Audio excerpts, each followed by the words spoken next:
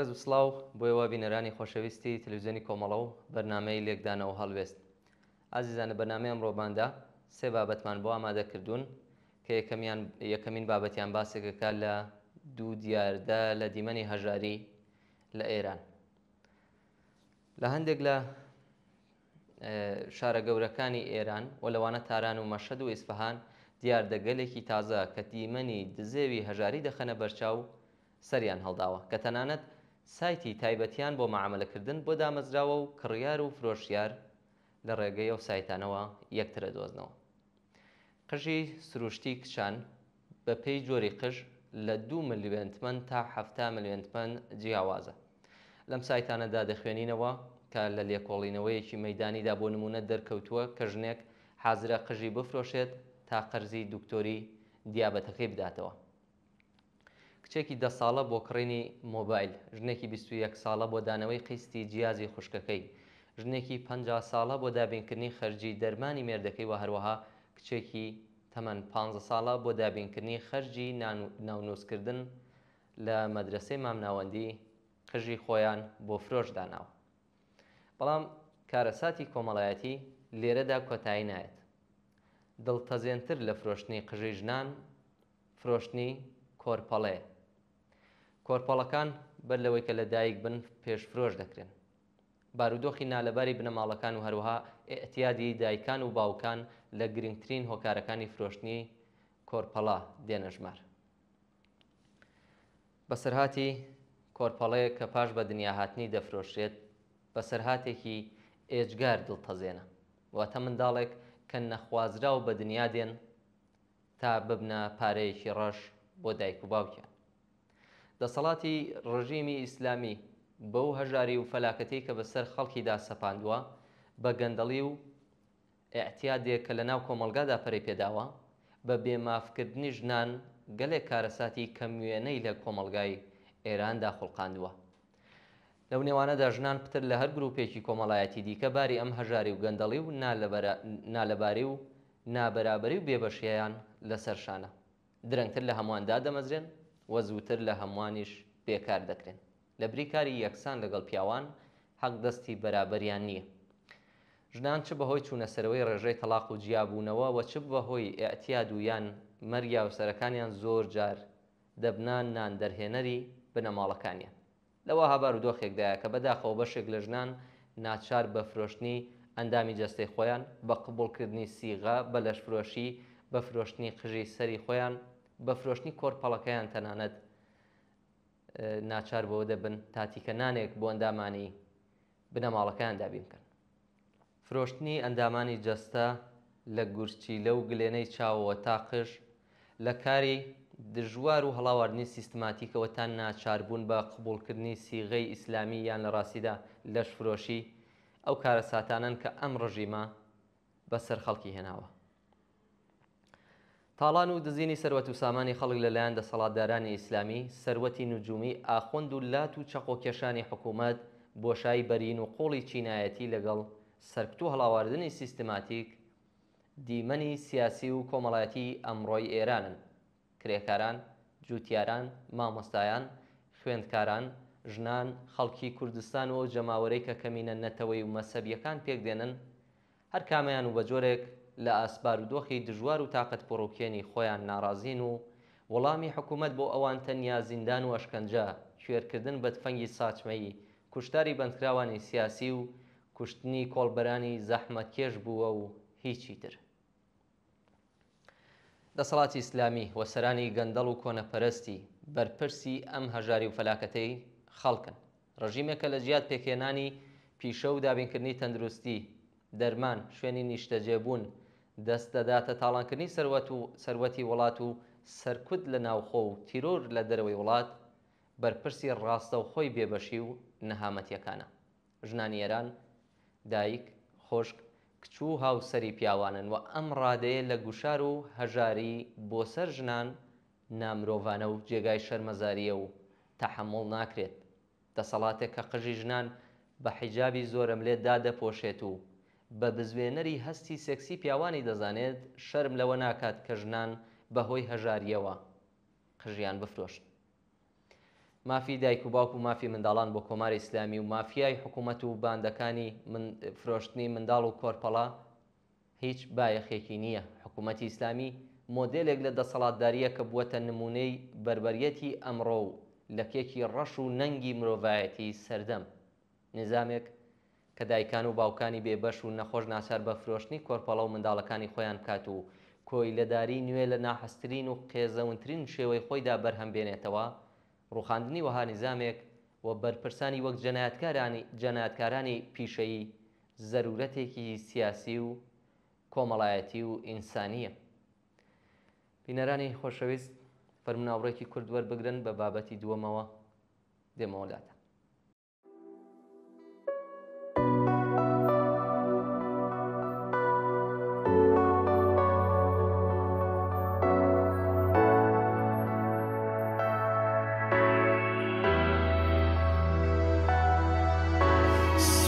از بۆ تۆ کاکە شیرین، چەندە لەتیف چەندە شیرین، زامی دڵی ئەم وڵاتت کرد بە فەیامێکی زێڕین.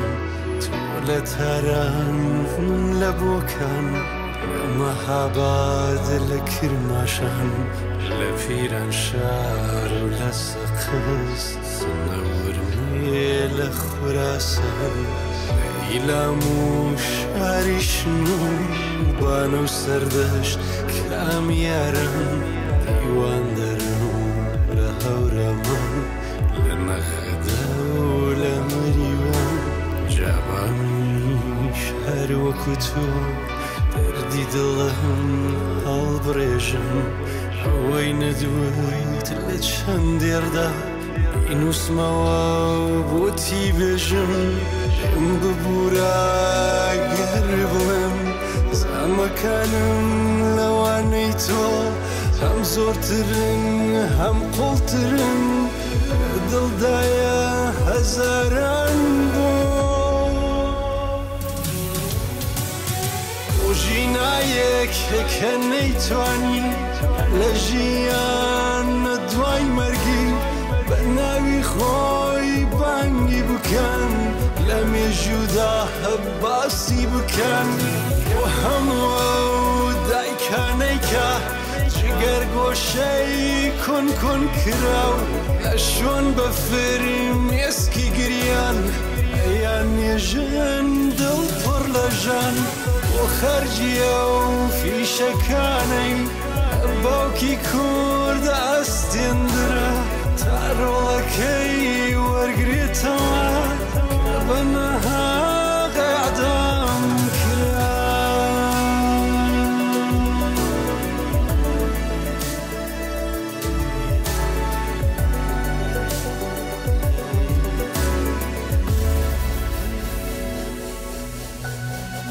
مامۆستا و قوتابی بۆ پێنووسیش کێندراو، و هەناسەی پڕ لە تاسەی زمانێکی بەند کراو، ئەو شێر و کتێبانەی فەکران پەڕ کران، بۆ ئەو گۆرانەی شادانی سەرتاپە پڕ لە خەم کران، وانەی لە غوربەتدا لە دایک بوون ئاوارە بوون، وانەی گۆڕەکەشیان دوور لە وڵات و خاکیان، کورد بۆ لۆرە عەرەب بەلوچ، بۆ گشت گەلانی حەق خوراو، چەند سەدەیە مافیەوان پێشێل کرا زەوت کرا.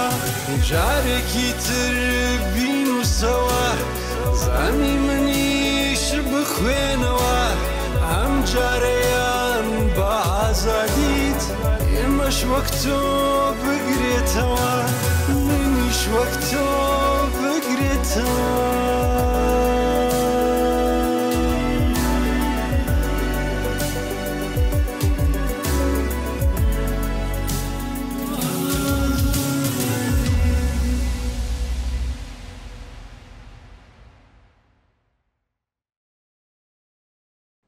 بەڵێ بینەرانی خۆشەویست، بەشی دووەمی بەرنامەکەمان بابەتی دووەم دەربارەی چوونەسەرەوەی ئاماری منداڵانی کار لە وەرزی هاوێندایە. ئاماری منداڵانی کار لە وەرزەکانی دیکەدا هەرچەند دەبێت لەگەڵ دەستپێکردنی هاوین و تاعتیلبوونی مەدرسەکان ئەم ئامارە بەڕادەیەکی زۆر زیاتر دەچێتە سەرێ. زۆربەی منداڵان و تازەلاوانی بنەماڵە هەژار و دەستەنگەکان لەگەڵ تاعتیلبوونی مەدرسەکان هەموو هەوڵێگەدەن بۆ ئەوەی بەشکەمکارێکیان دەستکەوێ و تا ڕادەیەک باری قورسی بەڕێوەچوونی بنەماڵەکەیان سووک بکەن. ئەم منداڵانەش ئارەزوگەلێکیان هەیە کە هەموو مناڵانی تر هەیەە، پێداویستی گەلێکیان هەیە کە منداڵانی دیکە پێویستیانە. ئەوانیش دەیان هەوێ لەم وەرزەدا بحەسێنەوە، لە خۆشی و تەفریحی تایبەت بەم وەرزە بەهرەمەند بن، لەم وەرزەدا جلی پاک و خاوێن و فێنک بکەنە بەریان، سەفەر بکەن و لەزەتی خۆشیەکانی سەفەر بچێژن. بەڵام ئەم بەشە لە منداڵان هەرگیز وەکو منداڵانی هاوتەمەنی خۆیان دەرفەتی ئەوەیان دەست ناکەوێ کە خۆیان بە ئاواتەکانی منداڵیانەوە خەریکن، ڕێگایان ناکەوێتە ئوردوەکانی هاوینی، شانسی سەفەرکردنیان نییە، ئیمکانی ئەوەیان نییە بچنە ئیستەخر و مەلە بکەن، دەرفەتێکیان بۆ گەشەپێدانی ئیستعداد و تواناییەکانی بەکارنەهاتوویان دەست ناکەوێت. بەو منداڵانەوە حاڵی کراوە کە پێوانەی بەختەوەری و سەرکەوتنی ئەوان لە ڕادەی پارەیەکدایە کە بەدەستە شکۆلەکانیان بەدەستی دێن و ئەی بەنە ماڵ. ئەم بەشە لە منداڵان بە ناچار سڵامەتی و گەشەی باڵا وەزن و شادابی دەرونیان دەنێنە پێناوی کار بۆ دابینکردنی خەرجی قەڵەم و کاغەز و کتێب و لیباسی مەدرسەیان. زۆر یەک لەو منداڵانە دڵیان بەوە خۆشە کە بەو داهاتە کەمە کە بەدەستیان هێناوە یەکێک لە ئاواتەوەدی نەهاتوەکانی خۆیان بۆ برا و خوشکەچکۆلەکەیان وەدی بێن. لەگەڵ دەستپێکردنی هەر وەرزێکی هاوین ئەو مەترسیە لە ناو دڵی منداڵان و بنەماڵەکانیاندا پەیدا دەبێت کە ئایا لە ساڵی داهاتووی خوێندندا دەرگای مەدرسەکان بەرەو ڕوویان کراوە دەبێت؟ ئایا دەتوان درێژە بە خوێندنیان بدەن؟ ئایا ساڵی داهاتوو شانسی ئەوەیان دەبێت کە لە پاڵدەستی هاوکلاسیەکانی قەدیمی خۆیان بچنە سەر کلاس، یان مەجبور دەبن ڕۆژانە کار بکەن و چەند سەعاتێک لە شەو بە لەشێکی ماندووە بچنە سەر کلاسی دەرسی شەوانە؟ هاوین دەتوانێت بۆ منداڵان وەرزێکی جوان و دڵخۆشکەر بێت، بەڵام نەک بۆ منداڵانێک کە ناچارن لەبەری بەیانیەوە تا درنگانێکی شەو لەسەر چوارڕێیان و لە ناو جەرگەی ویراژی ماشێنەکاندا خەریکی فرۆشتنی وردەشتی وەک گوڵ و بنێشت و هیتر بن. هاوین بۆ ئەو منداڵەی کە لەژێر تیشکی گەرمی هەتاو لە کەنار پیادەڕەوێک بەلای کەرەستەی واکز لێدانەکەی وەدانیشتووە و سەرنج دەداتە دانە بەدانەی کەوشی ڕێبواران، لێوەکانی وشک و خەڵشیوە و لاملی لە گەرماسوور هەڵگەڕاوە، وەرزێکی پڕ ئێش و ئازارە. لە وەرزی هاویندا کوورەخانەکان، کارگا ژێرزەمینیەکان، ئەمبار و گاراژەکان وە بەتایبەت گۆشە گۆشەی شەقام و پیادەڕەوەکان پڕن لە منداڵانێک کە ژیانیان لەگەڵ هیچ پێوەرێکی ئینسانی نایەتەوە. لە وڵاتێکدا کە حەقدەستی کرێکارانی لە سەرکاریشی چەند مانگ دوا دەکەوێت و لە هەر سێ کەسی ئامادە بەکار یەکێکیان بێکارە، منداڵانی ئەم کرێکارانە و منداڵانی خەڵکی دەستەنگی ئەو کۆمەڵگایە چ چارەیەکیان هەیە جگەلەوەی کە لە ئاستێکی ملیۆنیدا خەریکی واکس لێدان بن لەسەر کوچە و کۆڵانەکان و لە ناو زەبڵدانەکاندا بە شوێن خواردەمەنیدا بگەڕێن، لەسەر چوارڕێیەکان شوشەی ماشێنەکان پاکەنەوە و فاڵی حافز و بنێشت و سیگار بفرۆشن. کاری منداڵان تاوانێکە کە کۆمەڵگای چینایەتی بەسەر منداڵانیدا دەسەپێنێت. منداڵان نابێ مەجبور بن لە جیاتی کایە و تەفریح و فێربوون و چێژوەرگرتن لە خۆشیەکانی ژیانی منداڵانە ببن بە ئەندامی تیمی ناناوەری بنەماڵەکانیان.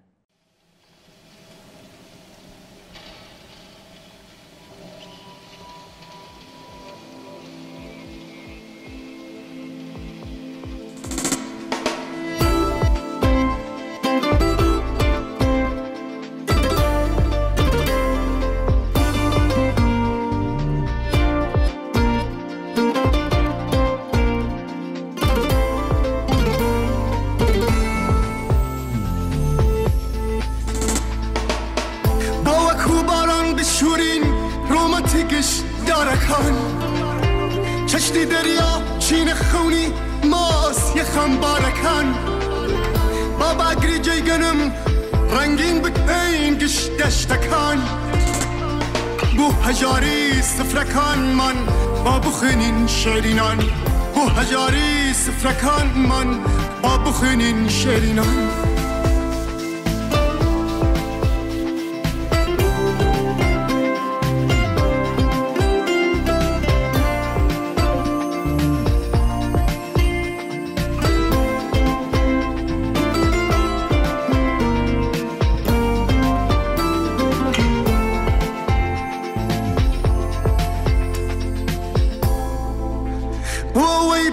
قفص بمره بهارت گینەوە فرمێسکی چاوی کۆترەکان ئەسڕینەوە تا دەگەینە تاکەداری بەرزی ئاوات وەوین تا سپیدەی عاشقی چۆن پێ خەزان ئەسڕینەوە تا سپیدەی عاشقی چۆن پێ خەزان ئەسڕینەوە تاکە ڕۆژێ بێتەدی خەونی مناڵانی هەژار ڕوو لە شاری خەونەکان ئەبرینەوە گشت ڕێگەکان بۆ لامیز گرتنی خون و خەیاڵی ئاسمان پەنجەرەی ڕووناکی ئەڕوێنین لەسەر دیوارەکان پەنجەرەی ڕووناکی ئەڕوێنین لەسەر دیوارەکان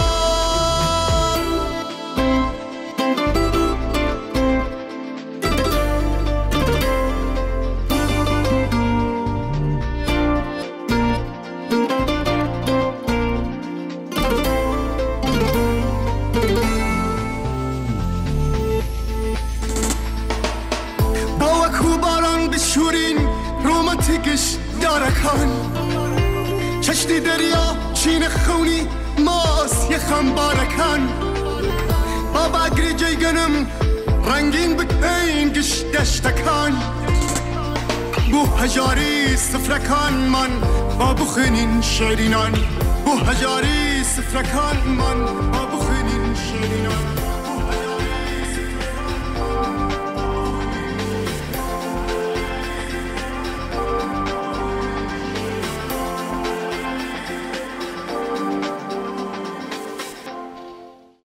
بینەرانی خۆشەویست دوا بابەتی بەرنامەی ئەمڕۆمان دەربارەی ئەو کەسانەیە کە بژێوی ژیانیان لەسەر کارتۆن کۆکردنەوەیە دێنە باشووری کوردستان لە هەرێمی کوردستاندا بەشێک لە هاوڵاتیان ساڵانێکە کە بەهۆی خراپی بارودۆخی ژیان و نەبوونی هەلی کار و قەیرانی داراییە و بۆ دابینکردنی نانی ڕۆژانەیان ڕوویان کردووەتە ئەو کارە قورسانەی کە پێشتر باو نەبوون لەسەر کۆکردنەوەی کارتۆن و مقەبا و دەبە و پلاستیکی بەکارهاتوو دەژین و بژێوی ژیانیان دابین دەکەن. ئیسماعیل گەنجێکی تەمەن 32 ساڵە و ماتۆرسیکلێتێکی سێتایی پێ و هەموو دەمە و ئێوارەیەک پێش خۆراوە بوون بە شەقامە سەرەکیەکانی ناو بازاڕی سلێمانیدا دەگەڕێت بۆ کۆکردنەوەی مقەبا و کارتۆن و پلاستیک و دەبەی ئاو. بەشێکی سەرەکی بژێوی ژیانی خۆی و خێزانەکەی لەسەر ئەم کارەیە. ئەو بە ماڵپەڕ یاوێنەی وتووەکە چەند ساڵە کە خەریکی ئەم کارم. هەموو ئێوارەیەک بە شەقامە پڕ لە خۆڵ و خاشاکەکانی ناو بازاردا دەگەڕێم بۆ ئەوەی چەند دینارێکم دەست بکەوێ و بەشێک لە پێداویستیەکانی ڕۆژانەی ژیانمی پێدابین بکەم. ئەو باز لەوە دەکات چەند ساڵێکە دۆخی دارایی خراپی خێزانەکەی ناچاری کردووە کە دەست بکات بە کۆکردنەوەی کارتۆن لەسەر شەقام و بەردەمی دوکانەکان.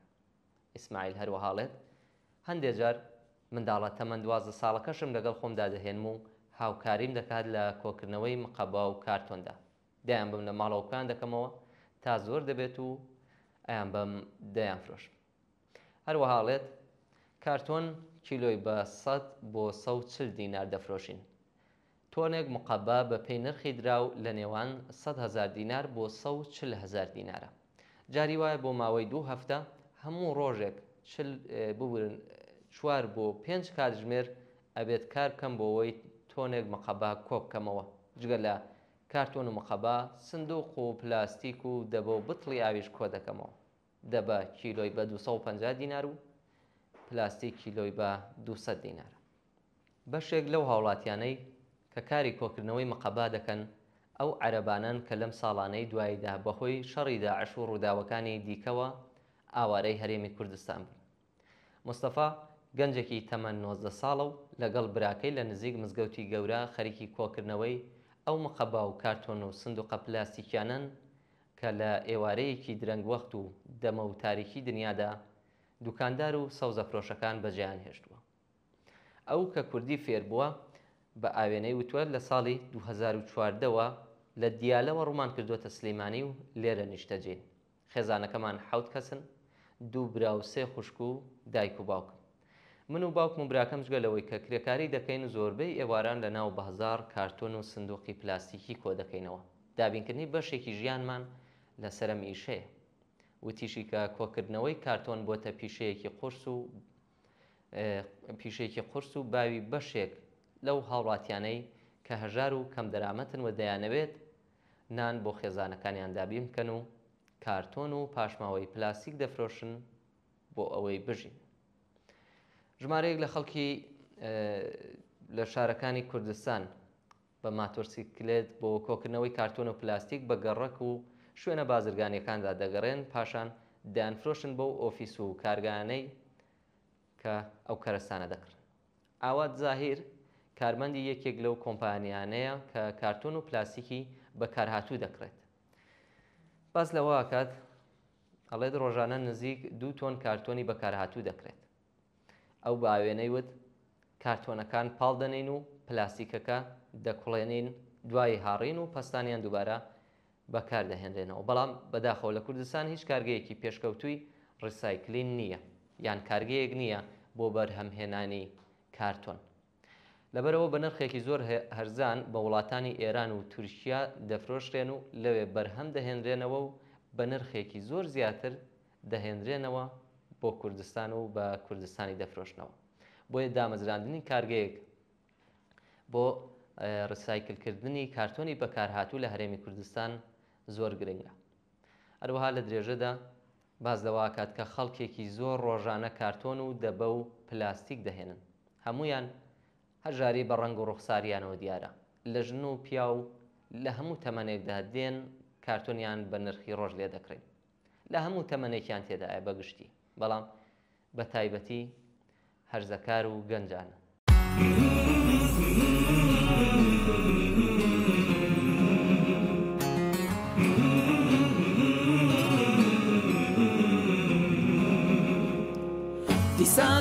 دیسانم ڕۆ ڕۆژی خەبات و بەرخودا شەقامەکان سوورن لە خوێنی شەهیدا.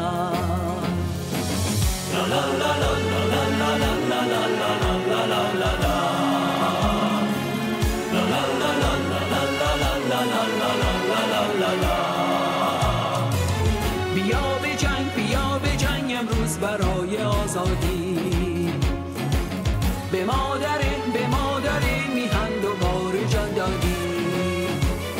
شنشیان آزادی زن زندگی آزادی، شنشیان آزادی زن زندگی آزادی، شنشیان آزادی زن زندگی آزادی. هزار ژینا لەزاری گەندەر کۆت بە شەوقی ئازادی.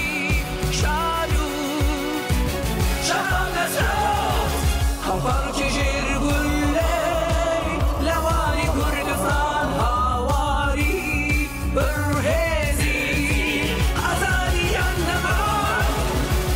صدای زنجاویز خشم دیرینه به لرزه آورده بوته پر از کینه. قیام یک نسل پر از غرور و شور، توان دشمن را برده سوی گور. شنشیان آزادی زن زندگی آزادی، شنشیان آزادی زن زندگی آزادی.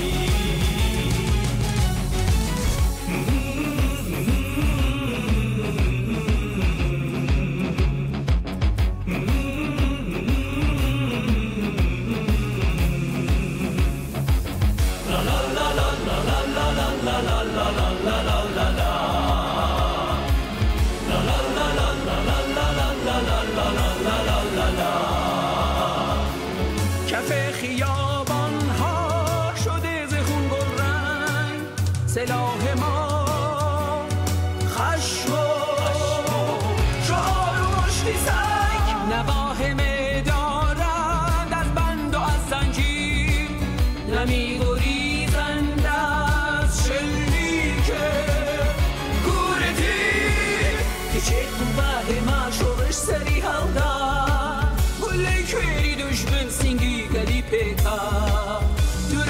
ئازادی وشەی ژن و ژیان ڕەمزی خەباتی گەلبشی دەگیرکەرە ژن ژیان ئازادی زەن زندگی ئازادی ژن ژیان ئازادی زەن زندگی ئازادی